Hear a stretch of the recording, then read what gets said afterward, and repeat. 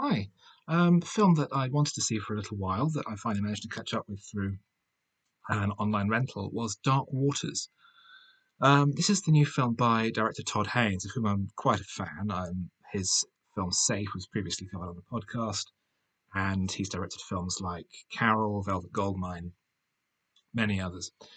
And his new film is something of a departure for him. It's much more of a straight, real life suspense thriller. It's the story of Rob Billiot, who is a lawyer for a major law firm in Cincinnati in the United States, who is called upon by a friend of his grandmother's back from his hometown in West Virginia to investigate why cattle on his land are dying.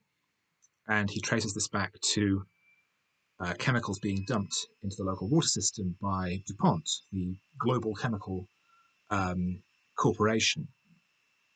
And as he continues his investigations, he discovers exactly what chemicals they're dumping and how uh, DuPont is using loopholes in the law to pollute with impunity. The discovery being that it's a chemical uh, which is used in the manufacture of Teflon, the byproducts of which, when dumped into the local water system, build up in those who consume the water. They are not broken down, they are not um, rinsed away, they build up over time and they cause 6 different kinds of cancer.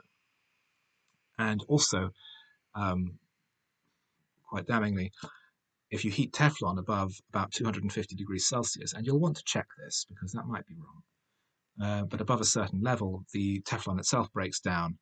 The chemical PFOA um, breaks up from the Teflon and can be absorbed into your food and is then eaten by you.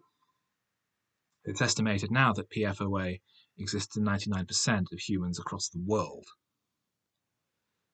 And it is Billiot's story as he tries to expose this story, um, fighting against indifference within his own legal firm, the entire structure of business in the United States, which exists to insulate DuPont from any comeback from its corporate misdealings and unethical behavior.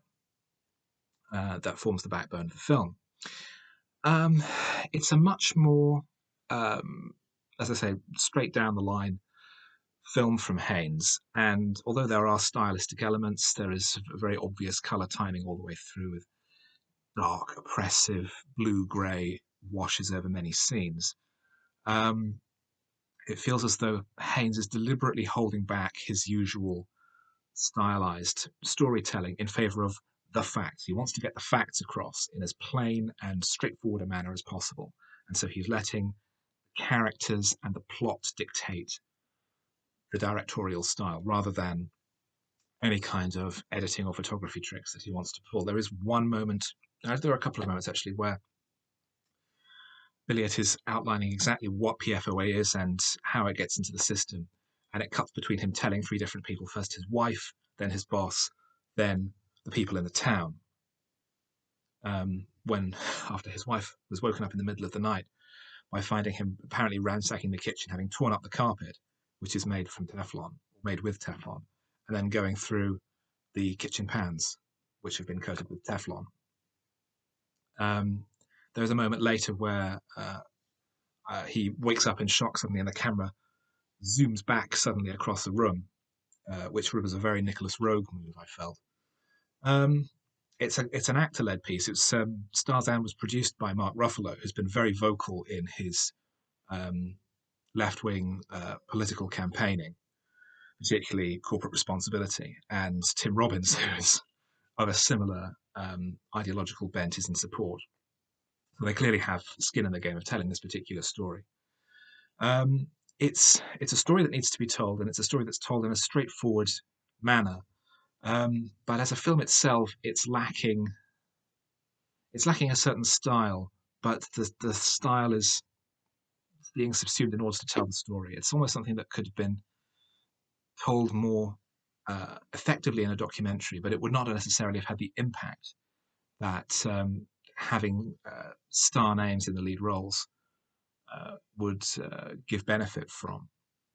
So it's not an entertaining film, I would say. It's informative, but it's well made and well produced, and it is without a doubt sincere.